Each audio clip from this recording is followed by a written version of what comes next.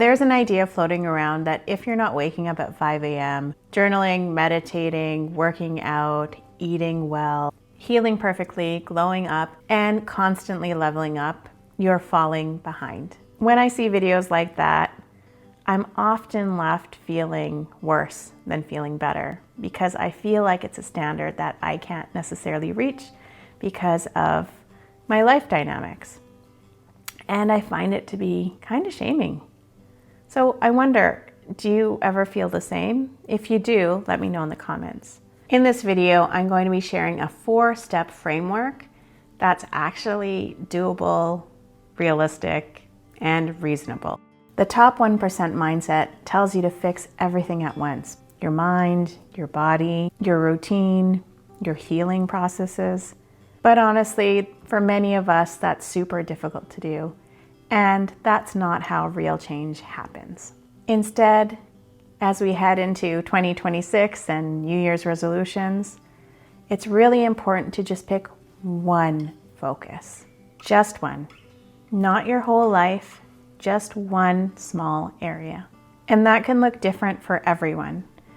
So for some, it could be not yelling at my kids as often. It could be doing 10 minutes of movement a day. For others, it could be learning how to manage my anxiety. For others, it could be drinking a glass of water a day. Make it as simple as you can and as doable as you can. Consistency makes the change, not putting a bunch of goals together and then trying to juggle them all at once. If we haven't met yet, my name is Cassandra Mullick. I am a registered clinical social worker and a wellness coach. On this channel, we talk about ways to take our power back, especially if we're known to overgive.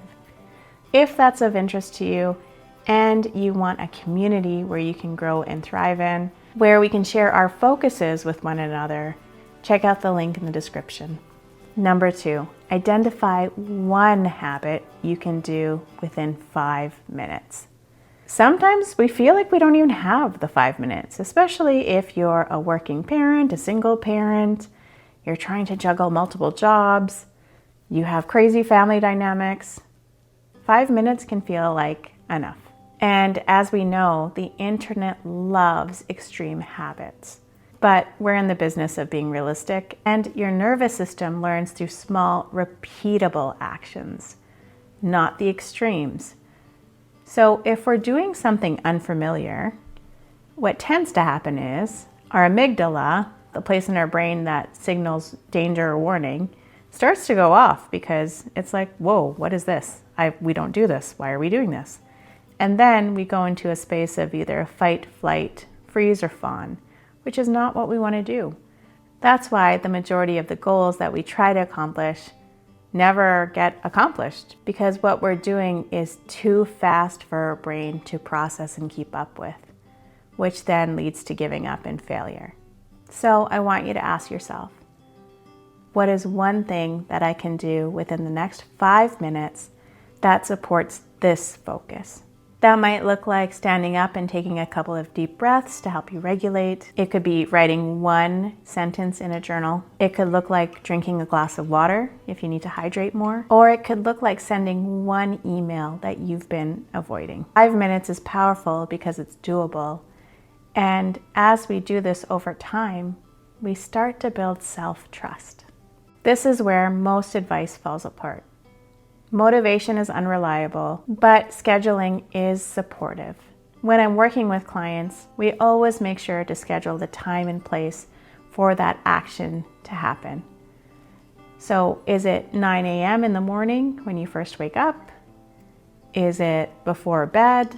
When works for you? And the second part of this is having cues or reminders around your place to make sure that you do it. So it could look like putting Post-its around an area that you hang out in, or maybe putting it in your Outlook calendar. Whenever it is, it's really important to decide the when and the where. When you build a system like this, it helps to build structure to your life, which starts to feel good. And over time, as this focus feels more comfortable, we can start adding more. This final part is the most important and the most overlooked step, especially for those of us who are recovering people pleasers or who have anxious attachment. Number 4 is validating yourself.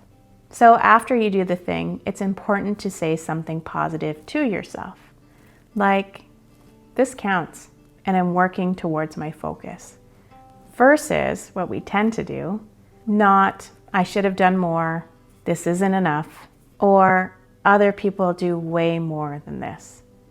Self-validation teaches your brain, I can trust myself again. That's how self-esteem and self-concept rebuilds. Not through comparison, but through follow-through. You don't need to live like the top 1% of women. It's a standard that is out of reach for many of us. And that's okay. You're not behind, you're not lazy, you're just human. Real healing happens through small, scheduled, self-validating actions, not unrealistic standards. If you're interested in learning more about self-concept, feel free to download my free worksheet in the description and check out this video up here.